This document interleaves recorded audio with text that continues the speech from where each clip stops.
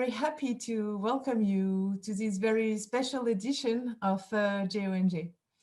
While we are all at different places, I believe we are going to spend 2 wonderful days together, sharing thoughts, sharing experiences, knowledge, and making the GeONG an essential event for the humanitarian and development community that we belong to. For this 2020 edition, I'm really very happy to welcome participants from 72 countries. So going virtual, of course, we had to due to the sanitary conditions, but it's actually an opportunity for us when we look at the theme of this GeONG, which deals with inclusivity. The theme will be fully presented to you just after by our technical director, Sandra Sudhoff. But to me, I just wanted to highlight that being online for these editions make it easier for some of you to attend. And I am very pleased to thus make this event more inclusive. I'm sure the exchanges will be richer than ever, benefiting from the different experiences and also from the different backgrounds you all have. And I hope the different channels we propose will make it easy for you to contribute to the debate. Our team has worked hard to set up nice technical solutions. As you can all see, I hope you are all joining us now. And they prepare a very rich program with passionate speakers, as you will be able to see, with the usual workshops and some funny events too. The Fail Fest, but also some surprises. You'll see that. All the team hopes it will be once more a nice moment for you and also be thought-provoking to contribute to better practices in our field. So I wish you a very good 7th edition, online edition of the GeONG. Here is my quick introduction so that we can go on with the rest of the plenary session and our speaker that has accepted to speak here. So I just wanted to tell you some tips, some technical tips before continuing. Please, during the plenary session, we invite you to use the chat functionality available at the bottom of your screen. If you'd like to communicate with the rest of the audience, please use the everyone setting in the chat. If you encounter any issues, you search for one of the 2 moderators, that is Maître or Edmond, and you can send them a private message in the chat. You can find them with the GeONG attached to the name or just with the GeONG mention. Here it is for the chat functionality. So welcome to you all again. And I am very pleased to now give the floor to Sandra Sudhoff, our technical director of CartONG. Thank you very much, Charlotte. I'm Sandra Sudhoff, the technical director, and without further ado, I'd actually jump directly into introducing one of our panelists, that's Agnès Maître. She's a telecom and digital project manager at the Agence Française de Développement, AFD, the French development agency, which is our diamond sponsor, and who have decided, after a very successful edition in 2018, to sponsor us again. AFD is funding and implementing projects to support the Sustainable Development Goals in 115 countries, and its digital focus on using new technologies for sustainable development while paying attention to the digital divide as well. Beyond GeONG, AFD have taken a decided step last year in supporting our area of interest of the sector by helping finance a project on strengthening information management within Francophone CSOs. You can learn more about that in the CartONG booth. And AfD's objectives towards a world in common is therefore perfectly consistent with this year's GeOnG theme. And we thank them for supporting our upcoming conversation towards a more inclusive and responsible use of data. Over to you, Agnès. Hi, I'm Agnès from the French Development Agency. I'm a project manager in the Digital Projects Division. I'm very happy to be here today. CartONG is a long-time partner for us. And I will present you a few key figures which describe our action, who we are, what we do globally on concerning the CSOs. Next slide, please. Thank you. The AfD group includes several entities, the French Development Agency itself, Proparco, which is Expertise France, is our technical expertise agency. Altogether, we are 3,000 people. We operate in 115 countries through a network of 85 agencies. Next slide. As you can see, more or less half of our projects are in Africa. Next slide. Our commitments are steadily increasing. In 2015, we were at 8.3 billion. And in 2019, we are at 14.1 million, financing a bit more than 1,000 new projects. Next slide. Here we have the figures relating to the impact of the projects that we finance. As infrastructure networks, the projects have provided sustainable access to drinking water for more than 4 million people and better access to electricity to 7.7 million people. In the social sector, the projects have provided schooling for more than 1 million girls and improved healthcare for almost 35 million people. And as far as the environment and biodiversity are concerned, the projects have preserved or restored almost 10 million hectares of natural space. Next slide, thank you. CSOs are important partners to us. The main pillars of our strategy concerning CSOs are one, strengthen the initiative CSO system and its capacity resources. Then strengthen our relationship with you outside the initiative CSO mechanism. And then make our relation with CSOs a part of the AfD global strategy. And then develop external partnerships concerning the financing of the civil society. Here you have the main funding channels open to CSOs with AfD. The first and the most important is the initiative CSO mechanism. Then you have what we call the GeOnG, dedicated to innovative projects. Then CSOs operating AfD projects.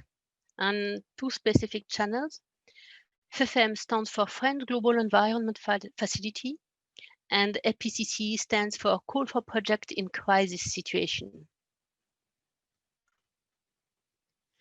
Here we have the figures about the ICSO mechanism during the 2013-2018 period. 417 projects in progress and 320 million awarded. Next slide, please. And here we have the breakdown of these projects by sector. The two main sectors are agriculture and health. And then you find human rights, and the general interest sector includes development education and CSO structuration. Next. My colleague and I will be available during 2 networking sessions. If you want more information about the AfD, you are more than welcome to come and chat with us. Thank you. Great. Thank you very much, Agnès. You even have a question in the chat window, so if you want to take that, you could actually just respond to it. In the meantime, I'm very happy to introduce Olivier Cottray in his new role as Industry Solution Manager at Esri, which is our Platinum sponsor. Olivier and I know each other from quite a while back. He actually was a speaker at the 2008 edition, the very first edition ever, with IMAP at the time, and he was talking very animatedly about data sharing, its myths and its realities. He stayed around in the humanitarian sector, focusing on GIS solutions, and by now knows all ins and outs and what the user really needs. So we are very happy to see him in his new role, where he can help shape GIS solutions for the sector now. Over to you, Olivier. Thank you very much, Sandra. Let me share my screen. Can you give me the thumbs up on the screen? Good. Good morning, everybody. Thank you very much, Sandra, again. It's a real pleasure to be here with you all. And thanks, CartONG, for giving me this opportunity to speak this morning. So yes, my name is Olivier Cottray. I joined Esri just a month ago as its Director of Humanitarian Solutions. Prior to that, I had the pleasure of heading up the IM division at the Geneva International Center for Humanitarian Demining. Before that, I worked with IMAP, as Sandra mentioned, for a few years as its operations manager. I was with the UN Joint Logistics Center as their GIS coordinator. That's the sort of precursor of the logistics cluster. Excuse me. And I helped found Map Action in the early 2000s. So I want to give you a little bit of a brief on my objectives at my job now at Esri. I'm part of the public safety solutions team. And in a nutshell, that the objectives of that team is to make sure that Esri users in our sector get the most out of our tools and systems as possible. The team also manages the disaster response program, which you might be familiar with, which facilitates access to surge capacity licenses and tech support during emergencies. Now, probably like most of you around here today, that's probably why you're at this conference. Personally, my career has been very much driven by this conviction that GIS tools have huge potential, of course, to support humanitarian response. The where questions, so where was, where is, where will be, where should be, it's everywhere in our operational, strategic and policy decision making.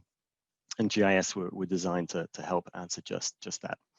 And not just through the substance of the information that it contains and provides, but also by the way it enables the use of that information. So you might have heard Esri staff, my colleagues, and also our CEO, Jack Dangerman, speak of GIS as a system of record, but also a system of insight, and also, and especially, a system of engagement. So the interface between the system of record and the user. And GIS, as you know, do that in a very unique way. However, and again, probably like many of you around here today, I've also spent a pretty good chunk of the last 15, 20 years feeling sort of perpetually frustrated that we never seem to quite fulfill the potential that we see in GIS completely. It's like chasing the horizon. It's always just a little bit beyond our reach. And there's been many reasons for that over time, I'm sure. One that I often think of is that the pace of progress in the supply of tech often outstrips our capacity and with our information end users to actually clearly articulate a demand for it. So by end user, I mean our operational and program managers, our donors, our stakeholders at large. So those people that we service as a humanitarian GIS community. So we're often ending up with a lot of solutions looking for a problem. Now, I absolutely believe in the importance of supply-driven innovation, but I think we could do better and we could spend a bit more time with our stakeholders learning how to efficiently articulate demand. Or put another way, learning how to translate an organization's objectives into GIS systems that support them. And it's precisely the progress we've seen in the engagement side and the engagement capabilities of these intuitive web-based GIS apps that give us that massive opportunity now to have that conversation jointly with broader stakeholders. And I think that conversation could be made more efficient and effective if we could start to accumulate a sort of ontology or categorization of use cases, something that would immediately bring focus to the conversation about what solution is needed and why. And I've seen a few really nice initiatives along those lines recently. There's a Map Actions product catalog, for example, is a really nice example of that.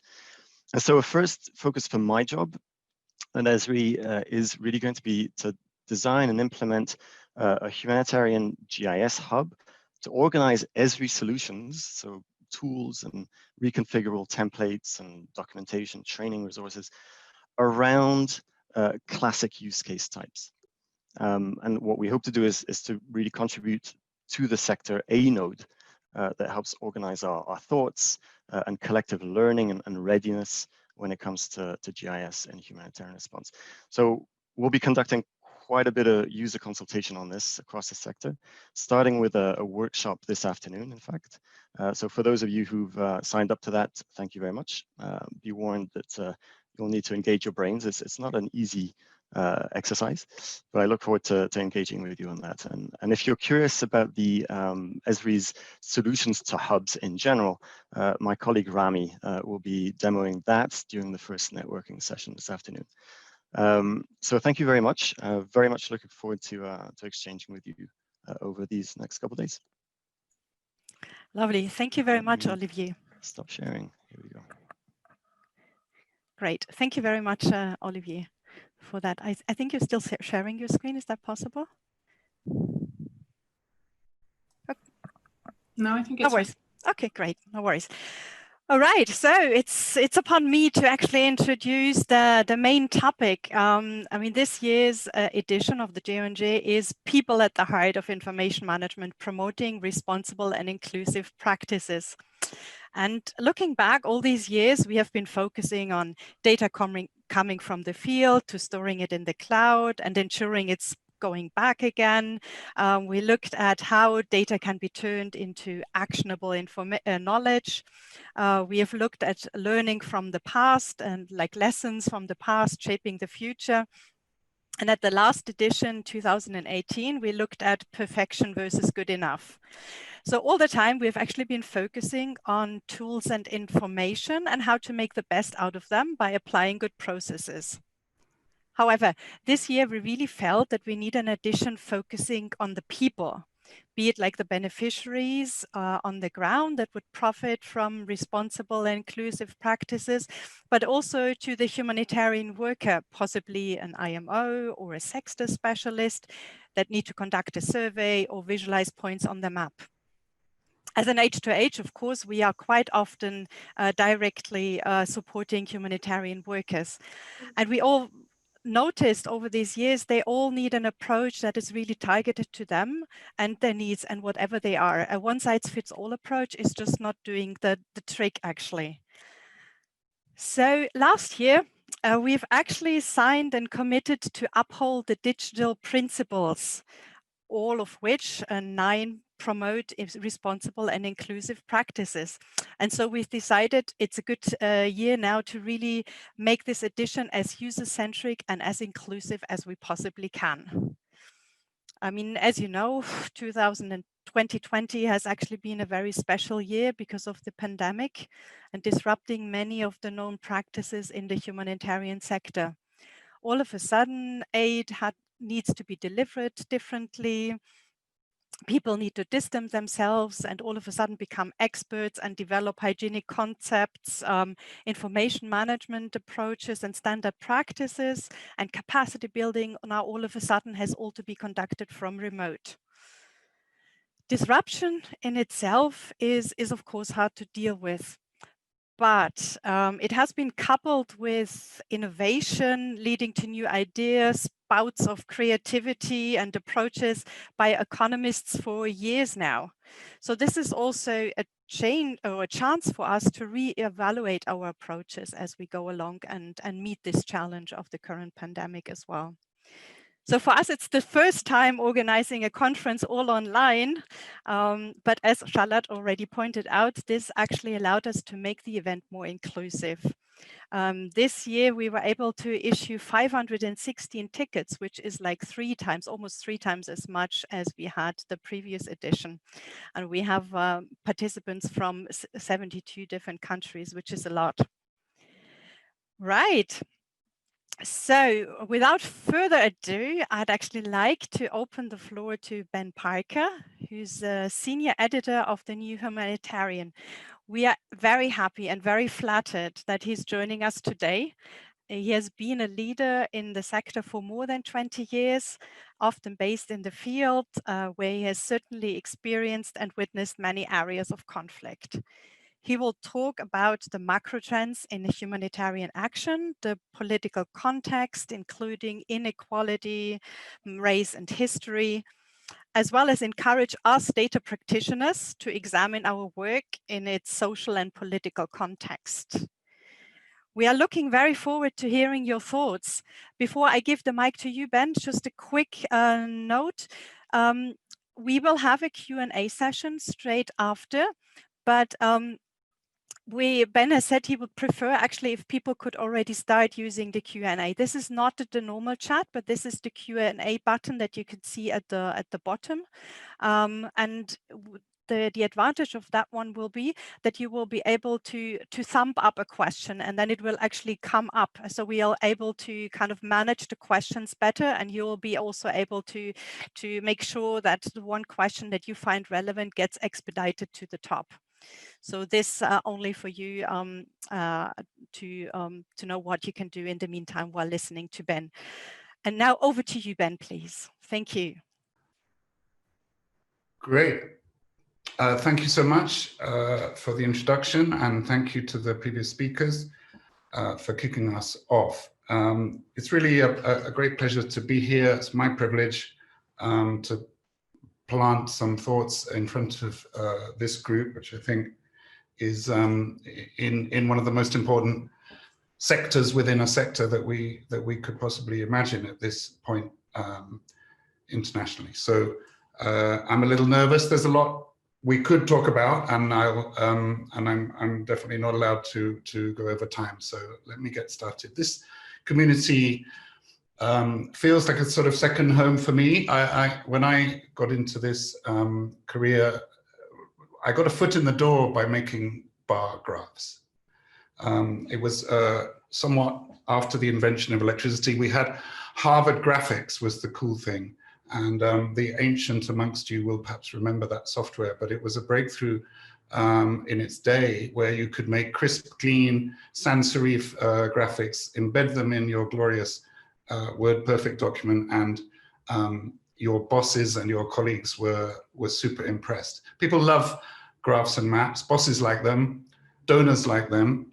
And in this often depressing world of humanitarian action and inaction, there's not many things that you can get like that kind of ooh, that kind of wow factor that you get with data, and especially the visualization of data. So I recognize the magic of it. I recognize the power of it. And today we're going to talk a little bit about some risk and some responsibilities with it. I also am going to talk about how I think the work of a journalist. I now used to be an aid worker, used to be a director of OCHA in Syria, director of communications in the UN in Somalia. Now I kind of crossed the fence over to journalism, where I can be an observer from the outside. The art and the craft of journalism, I think, is very much a parallel to the art and the craft of being an information professional in 2020. And these days, our purpose in the New Humanitarian is to inform the decision makers. We don't try to have a particular message or demand or make recommendations, but we try to give the ingredients of better decision making, less pain, less suffering. If only people knew and had the analysis and the facts, I guess we call it a theory of change, is that less bad things happen, more is done with the similar resources. Now, one of our selling points, we're one of the very few news organizations that specialize in this field. We don't dumb it down. We analyze we try to analyze the whole spectrum of the picture as we see it. We report from the heart of the crisis, but also from the conference chambers of Geneva and New York. And that makes it a bit less sexy. It's a bit less clickbait. It's often a little bit longer than some articles you might find on the internet. But that's our principle, is that you need to get the whole picture, and without that, we are not giving you a full service. And I think these lessons are really quite traditional journalistic principle, are also relevant to the information management work. Unless it's something like the sky is blue, every fact needs to have a source or some sort of provenance. It matters. It also matters who goes first. If you always prioritize the voice of the expatriate NGO person above the lived experience of those that he or she claims to be helping, you're already taking a position. You are already, in some analyses, you would already be disempowering, or you would be continuing oppression and a post-colonial kind of mind space. So there is no neutrality in journalism, but there's an attempt to be conscious of where your biases might be, and to try and consciously work against some of the most negative habits that your industry is guilty of. And I think that applies also to the data world. Your maps, your surveys, your databases, your cool infographics, they're not neutral. They have chosen some sources of data. They have prioritized some provenance from a particular direction. And as such, they're not neutral. They're not factual. They are facts, but with some history, with some background, with some ingredients. And as such, you are also, in my view, are committing effectively acts of journalism, acts of analysis. I think traditionally the analyst role and the information manager role were a little bit separate. My argument today is that is not really, that doesn't get you off the hook. As soon as you start building databases, as soon as you start putting out questionnaires, as soon as you start drawing maps, you are engaging in a political and a socially relevant taking of a position. And your lists of beneficiaries, I think there's some cliched risks in this data protection, data responsibility area. I'm not going to patronize you, you know these things better than I. But what I do want to remind you is that whatever data you hold, whatever data you organize, it's got weight, it's got history, and it's got baked in to that cake that you're serving up, has the politics of the situation you're looking at, the own institutional politics, and the economics of power and privilege, and so on. I get the thrill, and this is why I feel like this is kind of my second professional family. I'm really happiest when I'm being left alone and I can play with my R and my Python and my APIs and the OpenStreetMap. OpenStreetMap is amazing. It's an amazing, miraculous technology out there, and I can get clicks. You know, I can get clicks on my website with a sexy graph, with a cool data viz, especially animation. People love that shit.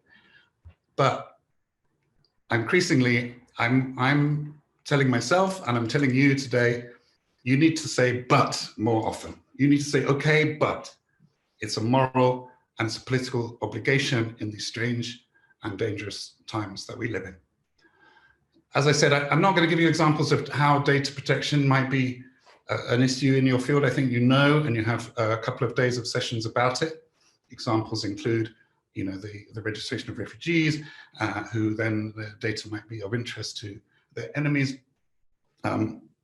Lots of examples, but let's look at the examples in the non-humanitarian world that just in the last couple of weeks. One example I saw yesterday. In the US, one state has got hold of the menstrual calendars of women who attended a reproductive health clinic, and they have told lawyers that they're calculating the days in their cycle in order to try and get to the bottom of what they think is misconduct by an abortion clinic. The violation, this is actually legal, and this is the data gathered by the clinic, has now been seized by the state. Another example, hackers are demanding 500 euros each from the patients of a psychotherapist in Finland. They've got tens of thousands of customers. I didn't know, by the way, you have a psychotherapist with tens of thousands, but I think it's a chain. And they have started releasing the notes from the sessions between the patient and the therapist to encourage pay-ups from the others. As you've probably seen, 20-something hospitals have been hit with ransomware in the US this week. These are really good examples from outside the sector of what we need to fear inside the sector. And I think each of those, without really stretching it, could be examples and warnings of where the gathering of data, the collection of data, the organization of personal information can then backfire dangerously into the lives of the people we no longer call beneficiaries, but your clients, effectively, your clients. And I think one of the dangers is both, as Olivier said, there's a supply-driven problem, that all this cool stuff is just too cool to avoid. It's just too sexy, it's too tempting. And there are other unhealthy, that's not too unhealthy, but there are more unhealthy incentives, which is the shiny object to impress your donor, you know, to be ahead, to beat the competition. You're the first guys to do blockchain on the moon or whatever complicated thing that sounds sexy and exciting in the public sphere. These incentives are dangerous at the best of time. And when they come into technology, I think they're even a little bit accentuated. So I think more and more, it's up to you, the information professionals, to say, hold back, hold on. And you are, in fact, you know, at the front line of an information space that we've seen can become poisonous in politics, can become poisonous in social cohesion. And the humanitarian sector is always a few years behind, let's face it. And you have a chance, I think, to say, wait a minute. I'll give you one example from my career. I was working somewhere which had a war, and we were trying to deliver aid on both sides of the front line. And my headquarters was demanding numbers on how many people we were helping across the front line, because they were basically sympathetic to the opposition. When we produced the bar graph, thanks Harvard Graphics for the training, they were not satisfied because it didn't look good enough, right? The donors that cared about this stuff would have been disappointed to see the numbers that we were reaching on the opposition side of the front line were not that amazing. And they kind of expressed their disappointment. And we ended up giving them a different graph, which was the number of villages, right? The number of villages that we reached on the government side and on the rebel side told a much better story. And even though it was basically misleading, basically disingenuous, headquarters was very happy. The donor presumably got a little bit of reassurance of what they wanted to hear. And I and my colleague, the map guy, in that case, a guy, just felt a bit dirty, really. And I think about it a lot. And I think these are these small violations of the truth, these small perversions, distortions, propagandizing. I think that is what I want to make your problem. Because you know the data, and you know the difference between an honest presentation of the data and a manipulated presentation. I think my next point is that this is probably your future, and those who are good at it will do very, very well. I think a data person who is politically and socially conscious is an incredibly attractive hire. And I think being a data person and pretending that all this stuff is not your business is increasingly naive and probably disappointment to a prospective employer. You see now these Silicon Valley boys, Silicon Valley bros, you know, they've suddenly woken up that actually maybe we did some evil shit, and now they're going on Netflix and kind of confessing their sins. It's not good enough. It's not good enough. In 2016, Facebook's own study found that 64% of people who joined extremist groups on the site did so because Facebook recommended they should do so. Facebook recommended extremism and has become a fuel of something that was only just smoldering, and they have put fuel on the fire. I think that's generally accepted now, and with horrific consequences when you look at somewhere like Myanmar. So don't be those guys. Don't be the tech bros who like 10 years from now goes, yeah, I didn't like the way we registered those Rohingya refugees. That did seem a bit weird. We took 10 fingerprints and both irises. But at the time I went, yeah, but you know, now I look back, I should have said something. Don't be that person. Now is the time to speak up. A couple of examples of misuses of data or risks of data. One is South Sudan. I did a piece, a very short piece this week. The British FCDO, British DFID, and their British stats are trying to count the number of cows in South Sudan using satellite imagery. So you take the low-res image, you map it, and you ground truth it, and you train your model to see these temporary cattle camps that especially the semi-nomadic Dinka and Nuer people use in the dry season. So they've trained their model, it can spot the cattle camps. Now they say they're going to go to South Sudan and they're going to train the second model to count the number of cows in the cattle camp.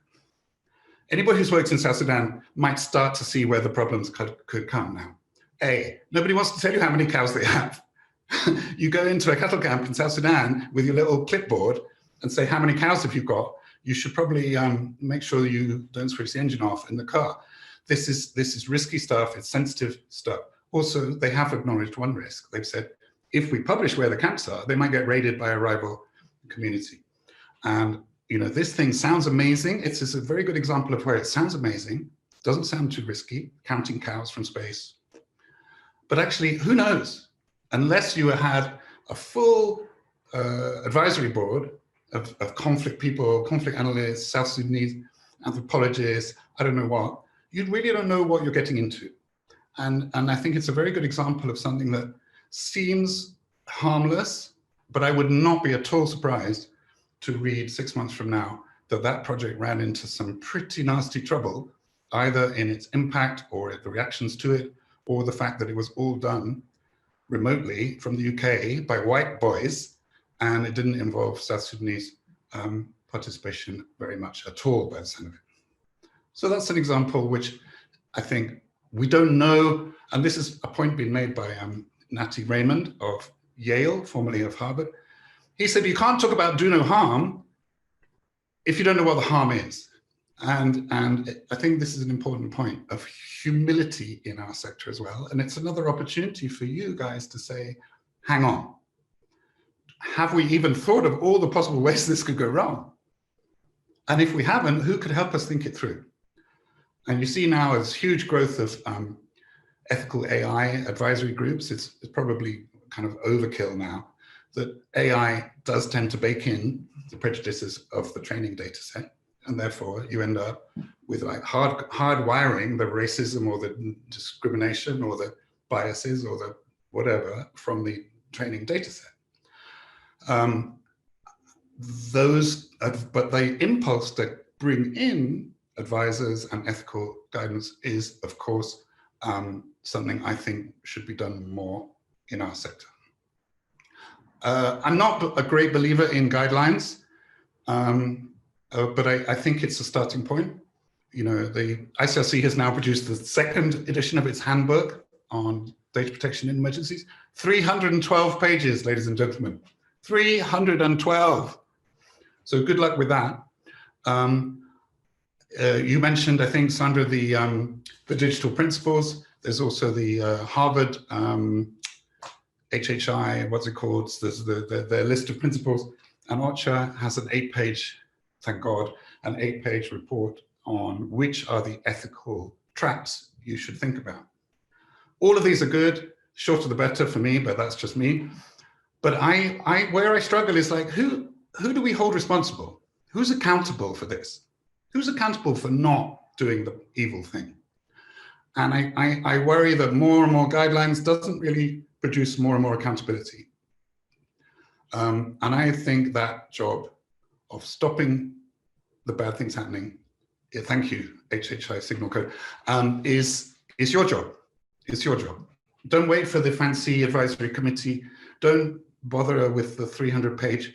Just you tell your boss, no, you know, I think we need to maybe hold back. Could we these, I think, is a really critical moment for potential negative impacts of technology in the sector.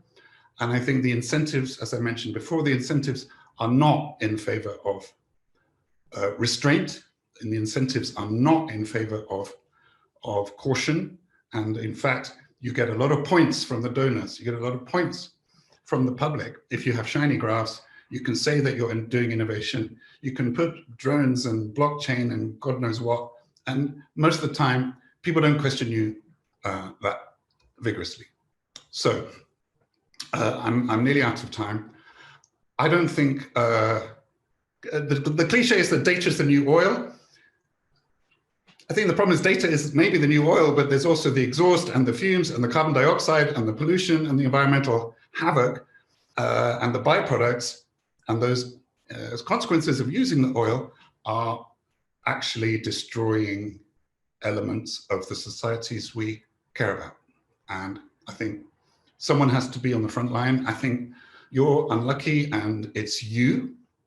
You can't blame Zuckerberg for everything. And I think even in each of our worlds, we need to stand up for doing this stuff better.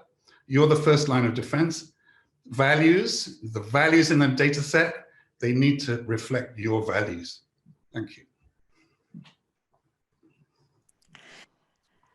Great, thank you, Ben. This was very inspiring.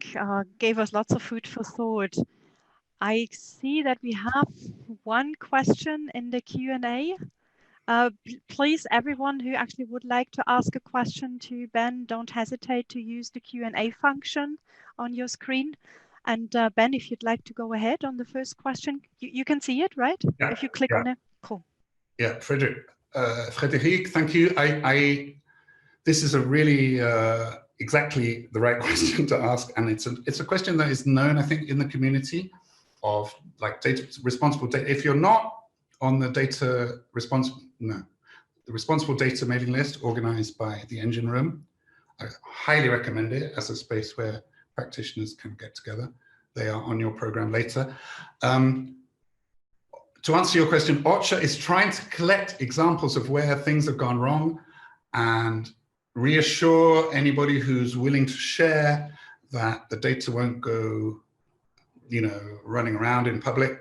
I think with very, very limited success. I think we can ask them, but there is a culture, I think, in the NGO and UN sector of secrecy.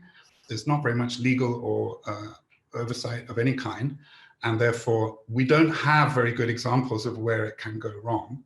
I think that's where, again, don't wait for the guidelines. You know that this is a bit weird. This is a bit dodgy.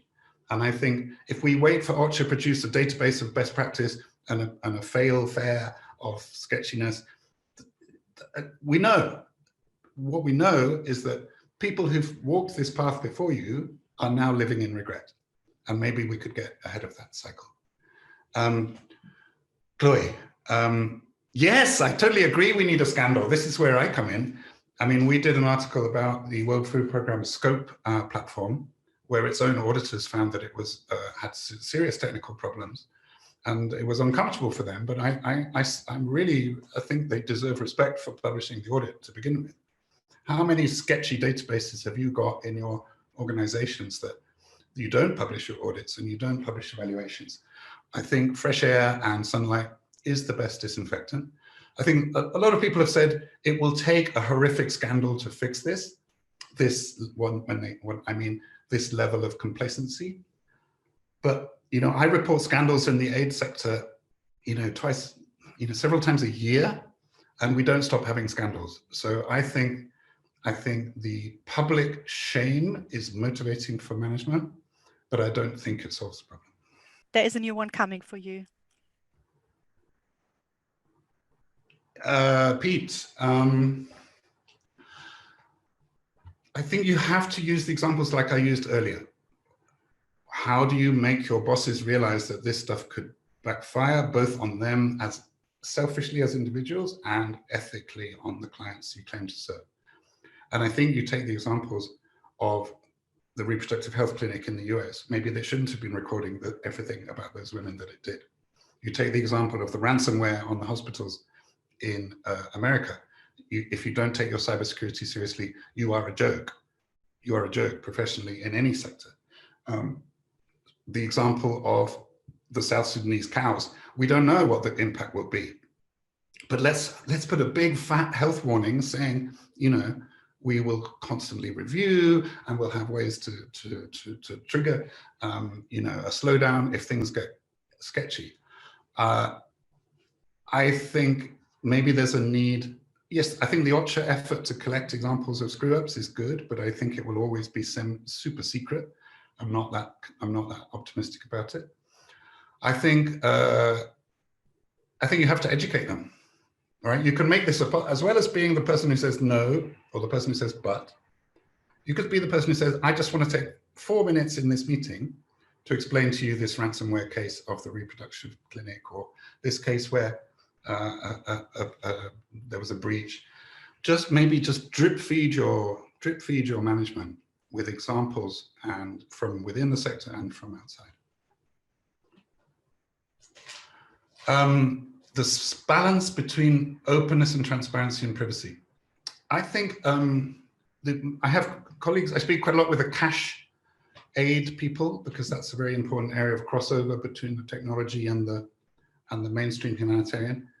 I mean, sometimes the data protection privacy people can be a massive pain in the ass, right? They're like, ooh, you can't collect people's fingerprints. That's really bad. It's like, no, I have my fingerprints with the police in, I don't know, a couple of different countries. I have my biometric passport, which I enjoy traveling with. Thank you very much. I can go through the fast lane.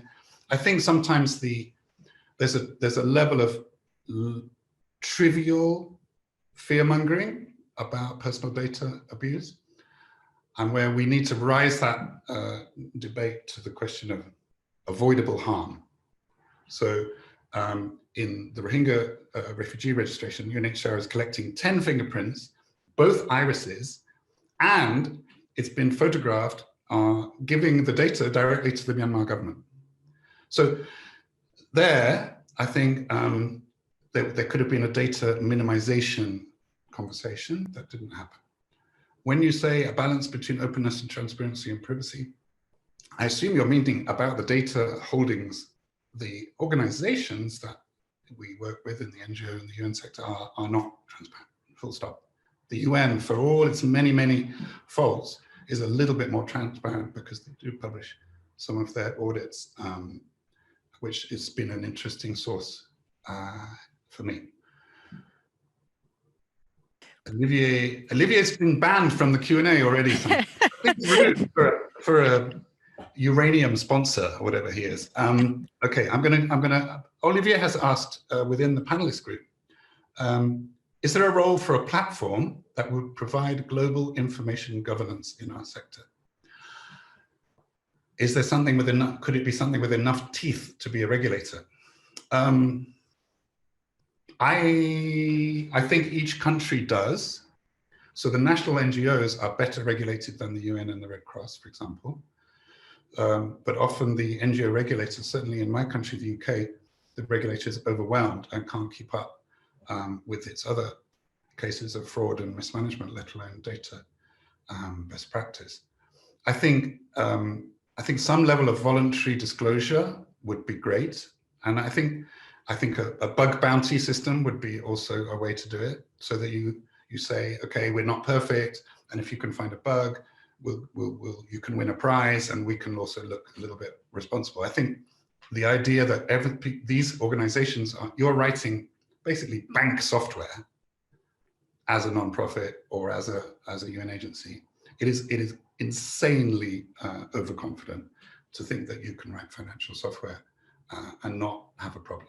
Even Microsoft is issuing bug releases every Tuesday, is it, or every month?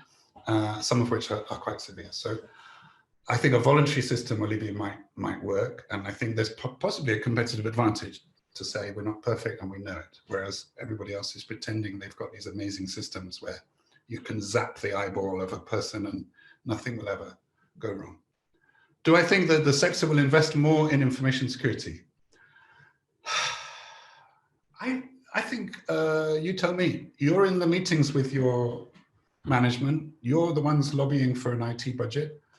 I suspect any industry, the IT and the information security people feel that they are underfunded. That's certainly what I see when I read the information security people on social media. I think they need to, I think, again, one big scandal I think would be super helpful. And maybe do we need to simulate a scandal so that the message gets in? I'm not sure. I think investment will depend, you know, the WFP, after the audit of their scope system being so negative, and after they had added tens of millions of people's details, literally, they, in their annual budgets, they added a fund, I think, of 10 or 20 million to fix it. So you do get, if you have a public audit that says your system is shit, that is quite a good way to get some new money into the budget. And I think if you feel, again, as a responsible person of integrity, if you feel that your management's not listening, you need to consider what else you can do. What other forms of pressure can you bring? I saw an advert this month for a system to collect the data of tens of thousands of people in southeast Turkey, including Syrian refugees and including victims of survivors of sexual violence. They put out a tender, this NGO put out a tender for a new system, secure, GDPR compliant, Turkish data protection compliant, Android, cloud, all within 3 months. Right? So if you see a tender like that, again, you say, no, wait. And I thought about writing an article about it. I kind of bugged them about it, but this stuff, when you see people doing risky stuff, I think that's also an opportunity to win a bit more budget. I think they could have said, guys, look, this journalist is giving me a hard time. Why don't you give me proper money to do this system properly? Okay. Data services that are currently misdirected or not available. Yeah, so this question from Travis, I'm going to slightly change your question. Maybe I didn't understand it. I think the humanitarian sector is doing data work that it should not do. I don't think it should be trying to write financial software. I think MasterCard will do it for you for 1%, 2%, 3%. The overheads and the risks of running your own financial transfer software, I think is not justifiable. So I would say get out of the things that you shouldn't be in the data space, and reduce your attack surface to the things that you really need to be involved in. I think that's often client service. You know, how do you help this family in the Bekaa Valley in Lebanon get what they need from the landlord and from the health center and from the school and whatever? This kind of social work, human level systems, I think is the business of the humanitarian, but not running smart cards that act as a bank. I think that's hubris, I think is the term in Greek. Frederic, I'm always a failed journalist. We are all failed journalists, aren't we? We like some former intelligence officer. You know what, Frederic? This is the leak I dream of. Somebody's dropping me a file, and it will be exactly that. It will be where something went wrong. There's a rumor that's been passed around the data protection community that a part of the database of Syrian refugees was on the dark web. I've been on the dark web looking for it. Haven't found it yet. That rumor has gone round and round. There was another rumor that sexual predators were trying to get hold of the database of a refugee camp so that they could look for child brides, to forced marriage, I should say. There's a lot of there's rumor, but I don't. The example of the Rohingya refugee, I think, is one of the strongest. There was literally a photograph of what they did. What they did actually was they printed it out on paper, right? So there's a photograph of the UN and the Bangladeshi authorities handing a cardboard box full of pieces of paper to the representative of the Myanmar government. The Myanmar government, for those who are not following this, are the ones who chased the people out and tried to wipe them off the face of the map. So there's a picture of the government and with UNHCR's help, passing a box of biometric IDs to the government of Myanmar. Now, where we need the final piece of that story is what do they do with that data? And I hope we can find alliances to find those kind of things. But I don't want to find things going wrong. I want you guys to stop this foolishness and reduce the attack surface. That would be, I think, a victory for the sector. Great. Thank you so much, Ben. We can maybe take if there's one small question, then it's still possible to take.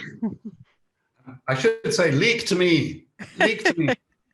You can get me on DM, you can get me on Signal. I have a Proton email address. You can send me a letter in the post to Geneva. Nobody will ever know. We protect our sources. I have a leak that I haven't processed yet about a large aid organization whose default password on one of their apps was organization name 123. Seriously, people, this is 2020. I have that leak and I'm working on it. I think using the media is not unethical, and I think there are a few journalists, not just us, who will deal with this material sensitively and carefully. But there's other ways. Well, great. Thank you so much, Ben. And we now hope to go to if we actually do come across a leak now. Thank you. Well, I suppose if there are no more questions, then thank you once more again to all the three panelists of this session. We would come to an end now with our plenary session. In around 15 minutes, or like at 11:15, our roundtable series 1 will start. And it's interesting because you have actually mentioned some of the elements that actually will be talked about in the upcoming roundtables. One is data, algorithms, and inclusiveness. Is it a myth or an achievable goal? The second one will be from beneficiaries to participants, mapping as an engagement tool for communities. And the third one, how can you truly manage informed consent in practice? So as a reminder, you can actually keep an eye on what's coming next on your personalized agenda as a GeoNG attendee. You've probably seen it on the Eventia platform that you can see all the sessions that you registered into will actually show up on your agenda so that you're not missing any of them. And there's also a nice little help video that has been created, or several ones, in case you're struggling dealing with the platform as well. And last but not least, during the 2 days of the event, we invite you all to attend the common sessions, which are accessible to everyone without signing up. That is to say, the experience sharing session, which will be upcoming tonight on COVID-19 at 6:15. And then the lightning talks sessions, those are scheduled tomorrow at 11:45. As well as the Failfest, which is also scheduled tomorrow at 6 p.m., which is also then leading into the closing ceremony. And in between, we also have the 2 networking sessions, one each a day, for which we'd also draw the attention to. Those are sessions that all of you can actually attend. The times I'd been mentioning are the Central European time for those of you that might have been joining from abroad or from different time zones. Great. Well, thank you so much for attending. Have a great 2020 GeoNG forum. Yeah, if there's anyone who wants to say a final last word, we have 1 more minute. No, Ben is shaking his head. I'll say thank you. Thank you for the opportunity. And I hope my provocations are taken in spirit. I want us all to do better for the people who we serve. No, they were super inspiring, and we also had very good comments coming up on the chat. So thank you very much for that. All right, then I think on the dot, we are closing this session. Thank you for now, and goodbye for now. Goodbye. Thank you all.